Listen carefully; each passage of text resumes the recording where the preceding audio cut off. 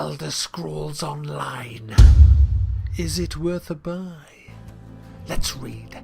Return to Tamriel in the Elder Scrolls Online, the latest chapter of the award-winning series, and bring the legendary experience online for the first time. Not strictly true, there was a co-op mod for Skyrim. Just thought I'd mention that. Explore the vast world with friends or embark upon an epic adventure alone. The choices you will make will shape your destiny. Now, I'm not daft. I do know that you can't review an MMO till you've played it all the way to the top level, done the end game, and then you can do a review. So it's going to be 3 to 6 months before the real big reviews, the proper reviews, come out. Any reviews that come out before then, including this one, take with a pinch of salt, because I have not played the game long enough to give a very accurate description on whether this game is worth a buy. So this isn't a strict worth a buy video. This is my early impressions of the game, and do I think it's even worth attempting to play. That's what you're going to get from this. I have played it through pretty much most of the closed beta, certainly enough to give my opinion on what I think of the game. So I'm going to come clean with it. It's nothing special. I didn't like it. I honestly don't think it's worth sinking money into. The base pack is £50, then you have to pay £8.99 a month. Now, I'm not against monthly subscriptions. I mean, I played World of Warcraft for 6 years. I do know all about monthly subscriptions. I've played pretty much every MMO out there. To make a successful MMO, you have to have immersion. It has to be an immersive experience. You have to bring in the people into the game, and if you start controlling what they do in the game, you're going to lose subscriptions straight away. The thing that made World of Warcraft so successful was that it was a game you could immerse yourself in. It was a living, breathing world and it wasn't telling you what you had to do. I mean, yes, there was quests littered around the place, but you were your own person. You could do what the hell you want. If you wanted to start a war, you could start a bloody war if you had the numbers. And that was what made that game so successful. And that is what has destroyed so many MMOs since then, because they haven't done that. They haven't followed the basic rules. And the basic rules of an MMO are world PvP is a must. Having you fight it in some far-off isle is just going to ruin your game, because, let's be honest, the AI in an MMO is the worst you'll ever see in any game ever. It has to be, because there has to be so many and many different varieties, and they are there for one reason only. They're not there to kill you. They're there to cause a grind, to give you stats, to give you loot, to give you experience. That's all they're there for. They're not there for any other reason. And so the games become incessantly boring if all you do is fight NPC after NPC after NPC. If the only danger in the world is whether you're a complete prick and you can't fight the most dumbed down NPCs, then you've got a boring game on your hand. Why do you think Lord of the Rings Online, possibly the most successful franchise ever in film rights, has been a complete and utter flop? I'll tell you why. One reason only why Lord of the Rings Online has been an absolute disaster, hovering at about 250,000 subscribers. It's because it's fucking boring as anything. You know, I played Lord of the Rings for 6 months, tried my utmost. I'm a huge Lord of the Rings fan, tried to get into it, but I knew as I was riding around Bree and the Shire that some fucking orc was not going to jump out and rape me face, because there isn't any fucking world PvP in it, is there? If you want to fight an orc in Lord of the Rings, you have to go to the designated fucking area of the world where the orcs are allowed to come out and play. What a pile of shit. I mean, why? Who are these people that come up with these fucking retarded ideas? It's like, did they not even watch Lord of the fucking Rings? You know, that fucking film, Lord of the Rings, is fraught with danger. Even when they're in the fucking hotel, the wraiths come and try to rape them in their sleep. That's how fucking dangerous it is. So then they make a game where it's safe as fucking houses. I don't think I ever died in Lord of the Rings in 6 months. It is boring. Why do you think World of Warcraft was so successful? Because you're out questing, and then all of a sudden this fucking undead rogue spawns behind you and goes and then sticks his knife in your spleen and twists it. That's fun. That's excitement. You're out there, you're thinking, shit, I'm out on my fucking little horse here. Clippity-clop, clippity-clop, clippity-clop. You go around a corner in a forest, and then you know what you see?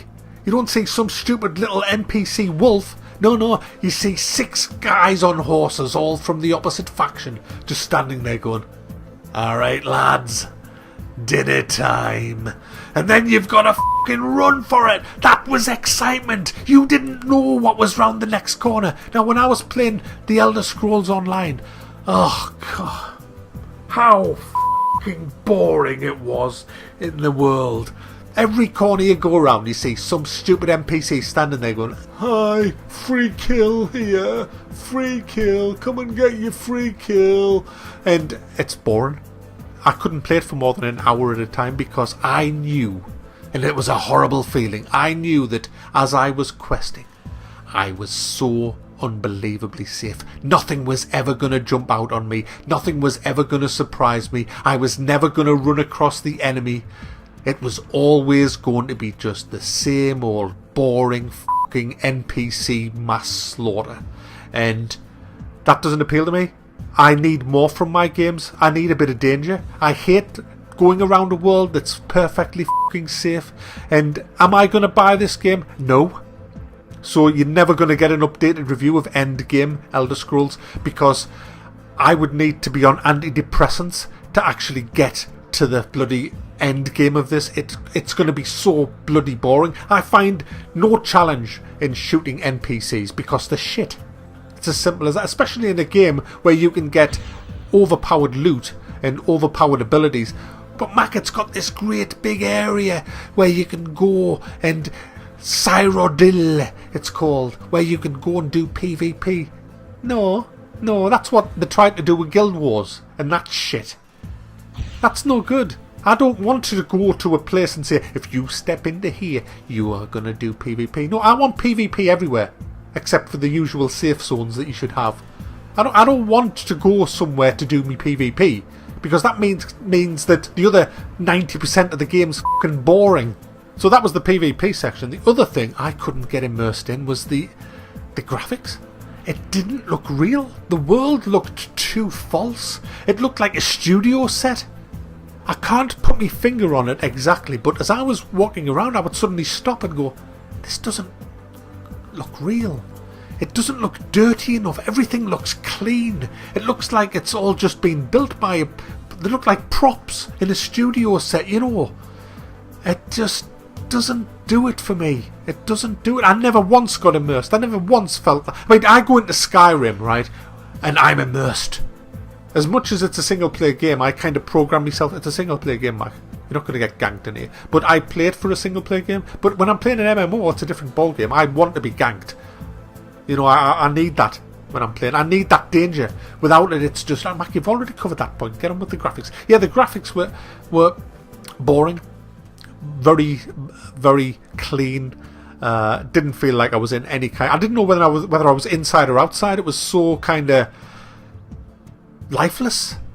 Yeah. A bit like Star Wars Tour. And I'm going to compare this game a lot to Star Wars the Old Republic, because they've made the same mistake Star Wars the Old Republic did. In Star Wars the Old Republic, the world PvP was abysmal. You were so far apart, the Alliance and the Empire, that I got all the way to end game level and I only had one PvP encounter, and that was on from launch when everybody was playing it. It was ridiculous.